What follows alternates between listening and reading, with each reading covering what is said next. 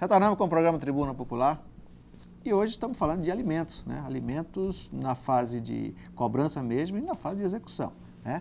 Nossos convidados, doutor José Aldair, doutora Selma e doutora Maria Luísa, é muita gente hoje, e meu companheiro apresentador, doutor Wellington Silva. Obrigado pela presença de todos. Doutor Wellington, tinha uma pergunta anterior que a gente precisava amadurecer mais e eu queria que continuasse, doutor. Na realidade, eu gostaria de perguntar à doutora Selma se existe prescrição em relação aos alimentos. A prescrição seria a perda do direito de ajuizar a ação, diferentemente da decadência, que é exatamente fulminar o direito, ou seja, você deixa de ter o direito. Então, eu gostaria de perguntar à colega se corre prescrição nas ações de alimento. Olha, em relação ao menor, não existe a prescrição. Até porque Perfeito. ele é um menor impúber e não tem como, né, representar em juízo sozinho. A lei protege até a maioridade, né? Exatamente. Porém, em relação à mãe, a genitora, sim, prescreve. Os alimentos dela. Os alimentos dela. Prescreve sim, né? Bom. No prazo de 2 anos. Doutor Aldair, gostaria de complementar alguma coisa? Não, é verdade, porque na realidade o menor ele é incapaz, né? Então não há prescrição contra ele, né? Eu queria fazer uma pergunta, eu não posso deixar de... Nosso tempo já está terminando, mas eu queria que o doutor Aldair respondesse bem rapidinho, eu não sei se ele vai conseguir. Investigação de paternidade. Obviamente, investigação de paternidade ainda não se tem o pai definido, né? Só se vai ter quando sair uma sentença. E hoje sabe-se que o DNA está aí, o juiz determina que faça os exames de DNA e imediatamente já sabe quem é o pai. Mas vai acontecer daquele pai não comparecer para fazer DNA porque ele não é obrigado. E aí, qual é a situação da criança que está ali? Não vai esperar, não quis, se recusou a fazer o exame de DNA. Tem a sentença do juiz, né? O juiz vai dar sentença favorável? Se ele está se recusando, por que ele está se recusando? Porque ele não quer aparecer como pai. Eu entendo que o juiz tem que dar a sentença. Presume-se. A teoria da presunção. A presunção de que ele não está querendo aparecer porque ele vai ser o pai da criança. Então, o juiz tem que sentenciar. Só mais um probleminha que eu não posso deixar também de resolver. O exame de DNA foi solicitado, não houve contestação. Em suma, passaram-se 5, 6 anos, o garoto inteirou a maioridade e não se resolveu. Nossa justiça brasileira é assim. Infelizmente, a gente tem que mostrar aqui o que é claro.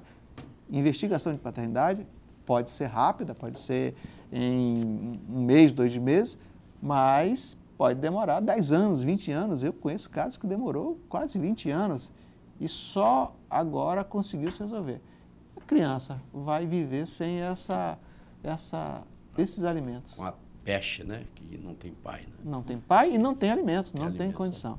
Né? Recentemente, o STJ, parece-me que deu uma decisão, indenização para uma moça, um rapaz, que entrou com ação por abandono material, por conta de que o pai não a reconheceu, ou reconheceu e não deu os alimentos, não deu afeto durante muito tempo.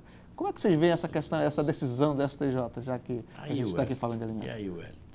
Como é que tu Abandono material. Afetivo. Abandono afetivo, acho que é melhor. Abandono afetivo. Foi abandono afetivo. Abandono afetivo. Então, certamente essa ação deve ter sido proposta... Foi proposta... após a maioridade. Sim, após a maioridade. Né? Então, deixou de ser exercido um direito... O afetivo, né? Deixou afetivo. de ser exercido um direito, talvez, por um dos cônjuges, né, que não buscou a prestação de alimento. Eu entendo que, como a prescrição desse direito ela está suspensa em relação ao menor, e a partir da maioridade é que ele vai ter o direito, perfeitamente, né, cabível o ajuizamento da ação e com grande possibilidade de êxito. Né? Não, mas o STJ já decidiu pagar uma indenização, se não me falha a memória, foi 250 mil. 250 mil reais. Decisão justa, né? Então tá. Então, coerente. Agora tem uma situação também que eu até tive a oportunidade de entender, de verificar um caso, que houve a investigação de paternidade, foi reconhecido e saiu em sentença. Aí é um dado, uma informação que eu estou prestando. Os alimentos vão contar a partir da citação, se não me engano, o artigo 13 da Lei de Alimentos. Então, há pessoas, né, que não sabem disso, né, e pensam que os alimentos vão contar a partir da sentença. Não é a partir da sentença, a partir da citação. Da ação, né? Da citação a partir válida. do momento em que Da citação o réu válida. recebeu A citação? A citação de que corria aquela ação na justiça. Da juntada do Quando mandato sair a de sentença, então é um dado aqui para os advogados, que eu sei que tem advogados que são novos, não têm esse conhecimento. Então, quando você for executar uma ação de alimentos, no caso de investigação de paternidade, em que quando se entra com a investigação de paternidade, pede-se logo os alimentos, né? Cumula-se com alimentos, né? Obviamente, os alimentos vão pagar só depois. Mas conta-se a partir da citação. Válida, né? Então, se a sentença saiu, sei lá, 5 anos depois, você vai buscar os últimos 5 anos e não é o caso de falar-se em prescrição.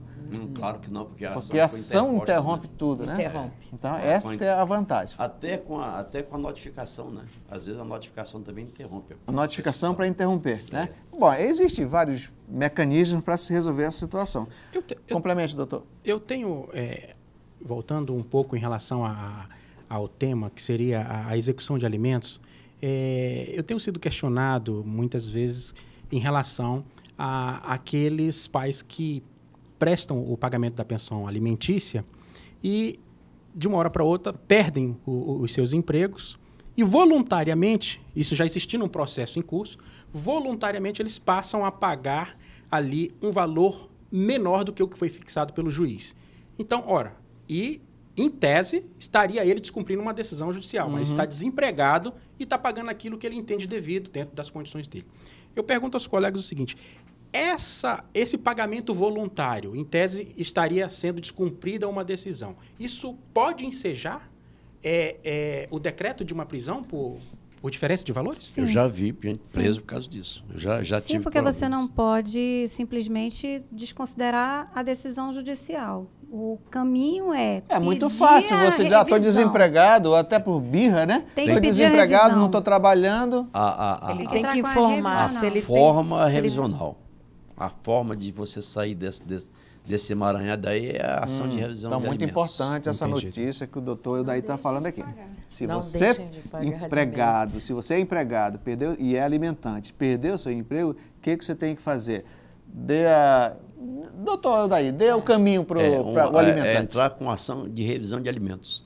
E continuar pagando os alimentos. O que pode pagar, né? Você vai pagar aquilo que você pode. Aí você vai pedir e vai haver ali a citação da parte contrária e ele vai ver a necessidade e a condição do alimentante. Doutora Selma, então, aí de repente vem um mandado de prisão antes dele conseguir. Ele não pode parar de pagar o que está determinado. Ele deve entrar primeiro com a ação e aguardar a sentença para que haja a redução da pensão. Porque ele pode ser executado no saldo remanescente que ele deixou de pagar. Isso se ele paga menor. Isso, a doutora está entendendo. Se ele paga menor. Ele não pode pagar menor. Ele não pode pagar menor. Enquanto não houver uma decisão da revisão. Doutor Hélio, já estamos caminhando para o finalzinho do programa. Se o colega puder dar a última pergunta aí para a gente encerrar. Eu vejo que o nosso tempo está escasso, mas eu ainda indago aos colegas. Em tese, ele estaria descumprindo a decisão. Perfeito. Mas o espírito da lei, entendo que é dar proteção ao alimentando, dentro das condições dele. Seria justo decretar-se a prisão, né, do suposto pai, alimentante. Isso não iria agravar ainda mais a situação? Porque preso ele não poderia contribuir? Ele está pagando um pouquinho ali, né? Inclusive, esse fato chega a ser a questão é de equidade. O juiz tem que olhar aí. Se a pessoa está com desejo de contribuir, né? Aí entra com a revisão, estou podendo pagar isso aqui. É a questão de equidade, de decisão do juízo, né? Um bom caminho também é um acordo. Também. Bom caminho é um acordo. Às vezes é tão difícil. A composição é a saída de todos os problemas. Muito bem. Eu acho que para as perguntas nós encerramos aqui. Lamentavelmente, 1 hora de programa para a gente já se tornou curto, né? E eu queria dizer aqui aos colegas que vieram que contribuíram muito com o nosso programa. Ficamos muito felizes, eu tinha muita vontade de ter os colegas aqui e hoje realizei o sonho de uma vez só, né? Nós não temos muito tempo, eu vou dar 30 segundos só para cada um, para a gente encerrar o programa. A Começando ali pelo doutor Eudair, muito obrigado pela sua... o convite do meu colega Félix, minhas colegas, do meu colega. O Hélio está aqui, estamos à disposição do amigo aí, do colega para qualquer momento. Com certeza, eu vou pedir seu apoio aqui, se Deus quiser, nas próximas oportunidades. Doutora Selma, obrigado pela sua prestimosa presença aqui. Eu agradeço muito o convite, né? E falar de família, para mim, sempre é uma paixão. Que né? legal. Principalmente essa área de alimentos, que é uma área complicada e que as pessoas não têm muito conhecimento. Nós temos um problema sério aqui, que é a deficiência da Defensoria Pública. Nós não temos muitos defensores, tivemos um problema sério aí, que foi cancelamento daquele concurso, que ia trazer aí, eu acho que 30 defensores ou mais, né? Que era um auxílio aí para as pessoas que passam aí, às vezes dormem nas filas lá para pegar uma ficha, e às vezes nem conseguem. Então, há essa dificuldade para a população. Então, eu recomendo até que as pessoas que estão nessa situação, talvez as faculdades estejam dando esse apoio, né? Eu quero dar um recado para as mães, que elas não deixem de buscar o direito dos filhos. Não é dela, é dos filhos. É dos filhos, e é um direito que elas não podem tirar dos filhos, né? Então, busquem a defensoria, busquem as universidades. Existem os escritórios jurídicos aí para tentar solucionar ou pelo menos amenizar esse problema que é tão grave. Doutora Maria Luísa, agradecido pela sua presença, esperamos novamente aqui no programa. Muito obrigada pelo convite, é um prazer imenso estar com vocês, foi muito bom. E gostaria de deixar somente um recado muito curto para um devedor ou um alimentante, que a questão dos alimentos para os seus filhos é uma questão social. É daí que começa o crescimento do seu filho, para que ele, no momento, possa seguir um caminho reto, sem que dê trabalho lá na frente para ele. Lembrar que o alimentando hoje pode ser o alimentante dele no futuro. Exatamente, muito bem lembrado.